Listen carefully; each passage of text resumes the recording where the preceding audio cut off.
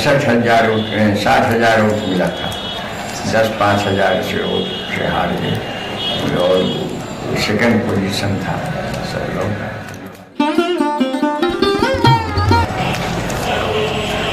अब आप कैसे यहाँ माने कितना वर्ष की उम्र से निकले?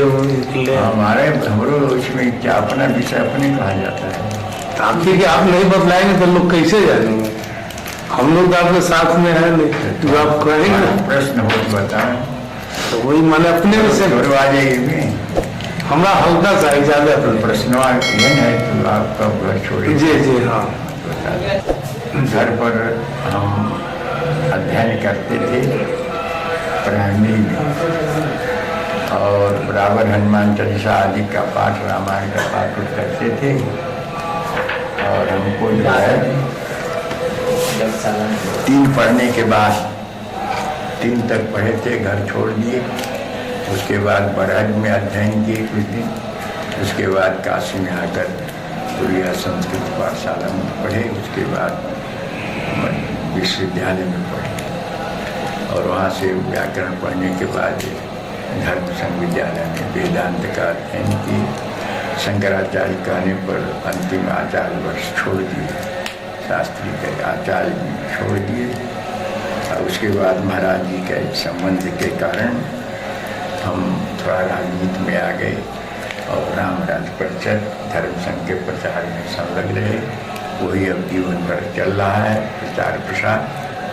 और विशेष बात है क्या बता, इलेक्शन में भी खड़ा हुए थे। हाँ, कहाँ से हुए थे आप? यही वैशाली से, हाजी टोरे यहाँ से। वैशाली में मैंने कौन क्षेत्र से हुए थे? कौन क्षेत्र से हुए थे?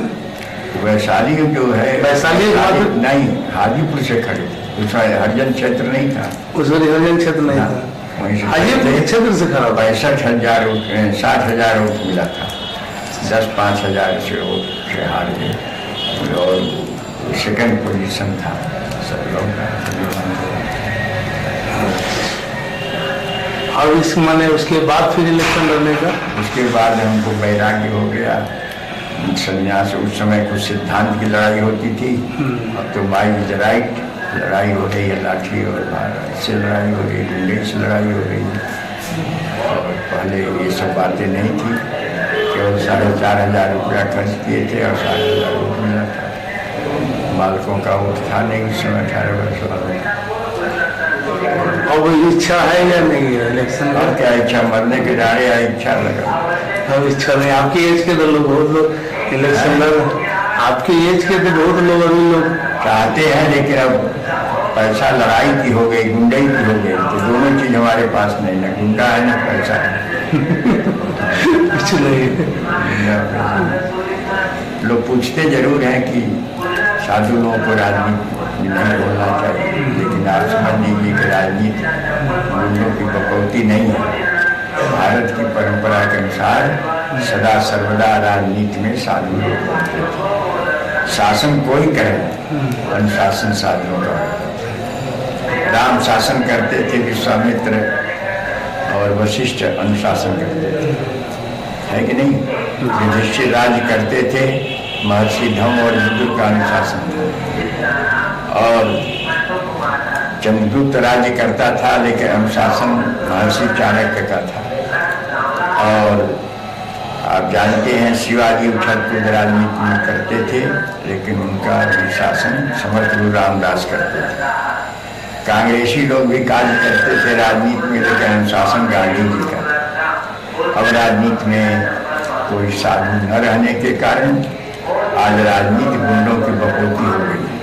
आज का नारा है कि खेत किसका जो जोते उसका, मकान किसका जो रहे उसका, दुकान किसकी जो बैठे उसकी। अब आगे चल करके यदि इसी तरह ढीलापन जनता में रहा तो आगे ये भी नारा सुन लीजिएगा कि औरत किसकी जो है तो उसकी।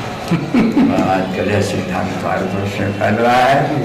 और धर्म के विहीन धर्मनिरपेक्ष शासन होने के कारण आज जो देश में उपद्रव हो रहा है, दैवी प्रकोप हो रहा है, अत्याचार, भ्रष्टाचार, पापाचार बढ़ रहा है, हवाला घोटाला चल रहा है, ये सब का कारण यही है कि धर्म नियंत्रित शासन नहीं है। इसलिए जब तक देश भारतवर्ष में धर्म नियंत्रित शासन नहीं होगा तब तक देश का कल्याण नहीं।